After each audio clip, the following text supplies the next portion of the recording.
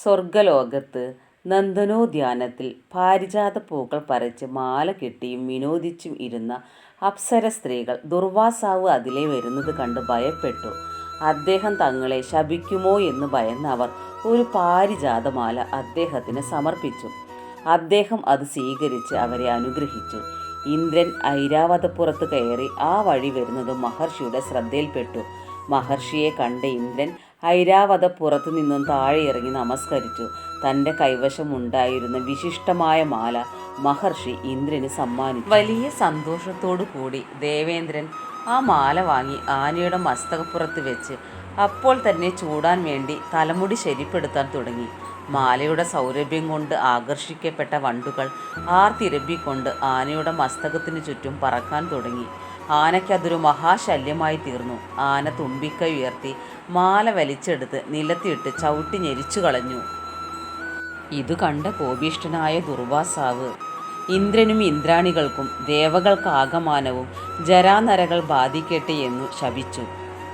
ദേവേന്ദ്രൻ മഹർഷിയുടെ കാൽക്കൽ വീണ് മാപ്പ് അപേക്ഷിച്ചു. ശാന്തനായി തീർന്ന മഹർഷി പാലാഴി കടഞ്ഞു കിട്ടുന്ന അമൃത് ഭുജിച്ചാൽ യൗവനം വീണ്ടു കിട്ടുമെന്ന് ശാപമോഷവും കൊടുത്ത് അവിടെ നിന്നു മറഞ്ഞു.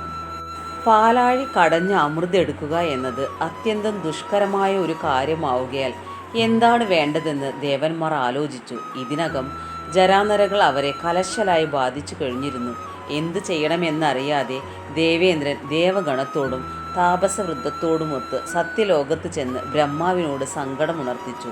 ബ്രഹ്മാവിന് പരിഹാര മാർഗങ്ങളൊന്നും തോന്നാത്തതുകൊണ്ട് എല്ലാവരും കൂടി കൈലാസത്തിൽ ചെന്ന് ശ്രീ പരമേശ്വരനെ കണ്ട് വിവരം പറഞ്ഞു. അവിടുന്നും നിസ്സഹായനായി കൈമലർത്തി ശിവൻ എല്ലാവരെയും കൂട്ടി വൈകുണ്ഠത്തിൽ ചെന്ന് മഹാവിഷ്ണുവിനെ സ്തുതിഗീതങ്ങൾ കൊണ്ട് പള്ളിക്കുറുപ്പുണർത്തി സങ്കടം ബോധിപ്പിച്ചു. മഹാവിഷ്ണു അവർക്ക് വേണ്ട ഉപദേശങ്ങൾ നൽകി. അദ്ദേഹം പറഞ്ഞു, നര എന്ന വിപത്തൊഴിയണമെങ്കിൽ അമൃത് ഭുജിക്കണം. പാലാഴി കടയുക എന്ന അതിശ്രമകരമായ കാര്യം നടത്തിയെങ്കിൽ മാത്രമേ അമൃത് ലഭിക്കുകയുള്ളൂ. അതിന് ശത്രുതയിൽ വർത്തിക്കുന്നവരെല്ലാം പരസ്പരം സഹകരിച്ച് പ്രവർത്തിക്കണം. ആജന്മ ശത്രുക്കളായ ദേവന്മാരും അസുരന്മാരും തമ്മിൽ ആദ്യം യോജിക്കണം. ഗരുഡനും സർപ്പങ്ങളും തമ്മിൽ യോജിക്കണം. കടലും പർവ്വതവും തമ്മിൽ യോജിക്കണം. ചുരുക്കത്തിൽ അതിമഹത്തായ ഒരു യജ്ഞം സഫലമായി നടത്തണമെങ്കിൽ സകല ശക്തികളും ഏകോപിച്ച് സമാഹരിക്കണം.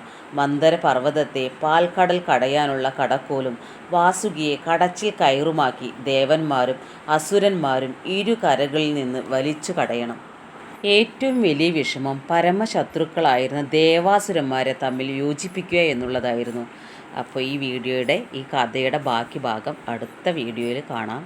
എല്ലാവരെയും ഗുരുവായൂരപ്പൻ അനുഗ്രഹിക്കട്ടെ.